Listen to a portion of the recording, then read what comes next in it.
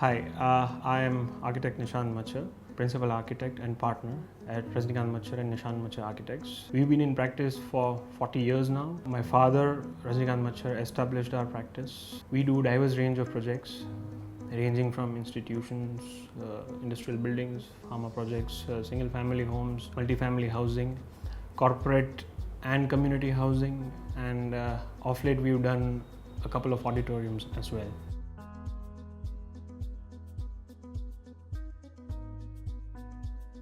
The client is a farmer and he approached us with the site which he has owned for more than 30 years. His brief was simple. He wanted a family home. So it is not a farmhouse but a house in a farm. The site is a farmland and it is surrounded by farms. It is roughly 10 kilometers from the nearest urban node of the city of Bhavnagar in Gujarat, and it is off the Varted-Sitsar highway, and it is geographically located in the village of Sitsar. So this is your Varted-Sitsar highway, and there is a road which sort of curves around a crater which is over here, and you enter this site, which being a farmland is rather oddly shaped. And as you enter, they have an existing outhouse where the laborers live, the barn, and there is a hillock over here, and this is where the actual residence is built with mango plantations and chiku plantations which follow behind, and the rest of plantations done along. Originally, when we approached the site, the client took us through this road, but we took this hillock, exploited it, made a gazebo over here, and then we decided that let us approach the site from this area rather than directly approaching it. So you sort of elevate yourself over here and come to the driveway and park your vehicle over here, and this is a very revealing kind of an approach.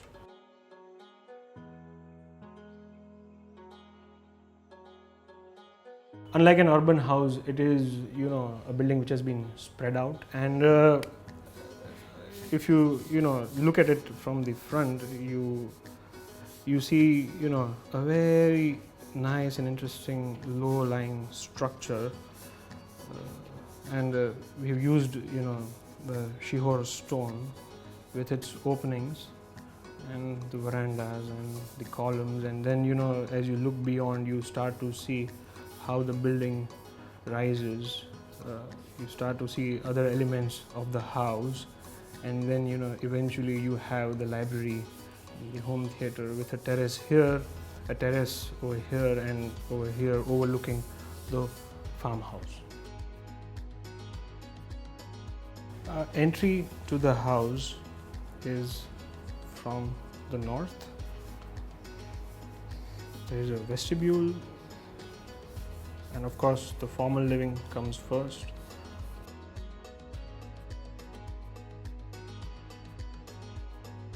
A small powder room. This vestibule further leads you to the family living area.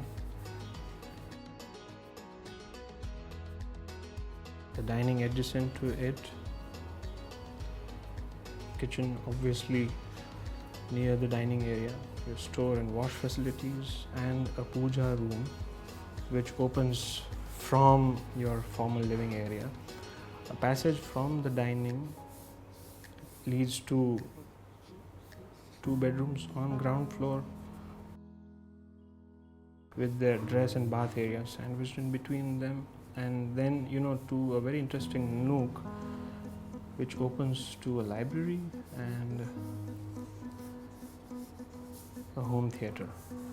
So the idea is to have a hierarchy of your public areas, your semi-public areas, and then your private areas. Also, climatically, all the bedrooms have been oriented to south to get hold of maximum southwest wind, and yes, all the dress and bath areas open to a very interesting sky garden. So that openness of that space is maintained. We could do this because this is in a farm. Had this been an urban context, this would not have been possible. Also, an interesting water feature starts around the puja room, comes near the entry, flanks itself around veranda of your formal living room, and a toe wall completes the whole building ensemble. Along with the openness, the client wanted a sense of security and privacy as well. So you have your social spaces which open your formal living and family living areas, which open into this landscaped court. So at any point of time, whether you are at the veranda of your formal living or your family living, or outside your bedroom, you feel, or even at this nook, you always feel connected, because that court is at the center. And then when you reach your bedrooms, you have that sense of privacy. As you move upstairs through a stair which is located here, the bedrooms repeat over the bedrooms, one above the kitchen. There are verandas which extend out. They double up as weather shades for the bedrooms below, and of course you have your own private space which overlooks the farm and the context around, which is full of trees. So at no point of time your privacy is compromised. The building employs a conventional load-bearing construction system, and it's a composite of shihor stone and brick masonry. This shihor stone is sandstone, which is locally available, and the character of it is really interesting. This is shihor stone. This is randomly dressed. This would be a corner piece, and this would be facing outside, and the composite brick masonry faces inside. How construction happens is you use stone headers and brick headers which sort of interlock into each other during the construction process. So this is a cornerstone, that is a mid-stone, mid-piece. So you have a hybrid system where you have stone facing outside and then your brick wall inside. So this comes to a thickness of around 1 feet 3 inches. So all the exterior walls of the house are 1 feet 3 inches thick. This also helps insulate the building during really harsh summers of Gujarat.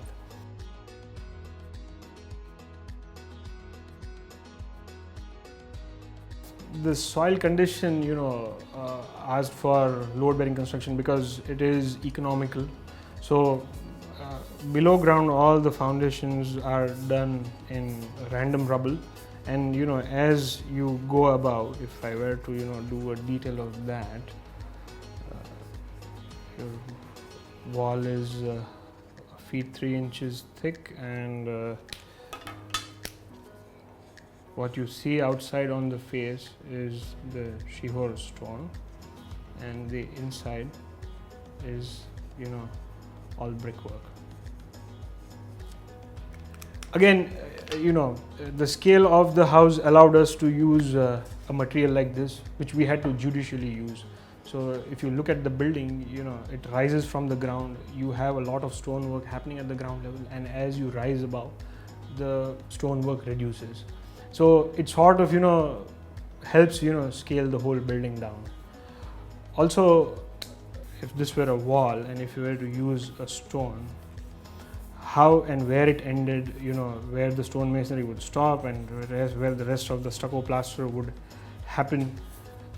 What if the stone masonry came from above, and if you had an opening, so there would be a lintel. So the lintel is sort of expressed visually above the window.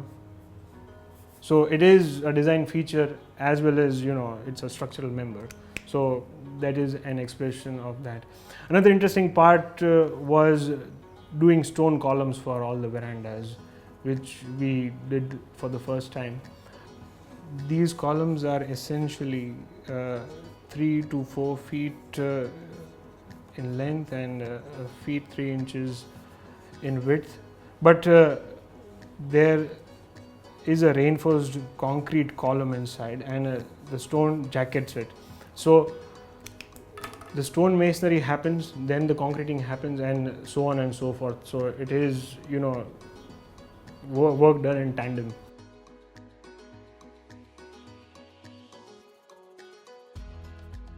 The material palette is fairly simple. The flooring is done out of Ambaji white marble and Jaisalmer. Jaisalmer stone has been used along passages, nodes and junctions, and areas. So it has been done to offset the starkness and purity of the white Ambaji marble. The furniture has been fabricated on site. It's all made of pure teak wood and rosewood. Doors and windows are made of Indian teak wood. We haven't used glass anywhere, so to speak, and yet the building remains open. That openness is achieved without the usage of glass. So yeah, Indian teak wood, or Valsadi Sag as we know it locally, because in Gujarat weather it's a fairly stable wood. We've been using it over years, and it stands the test of time. All the material palette has been so done as to keep the building as maintenance free as possible.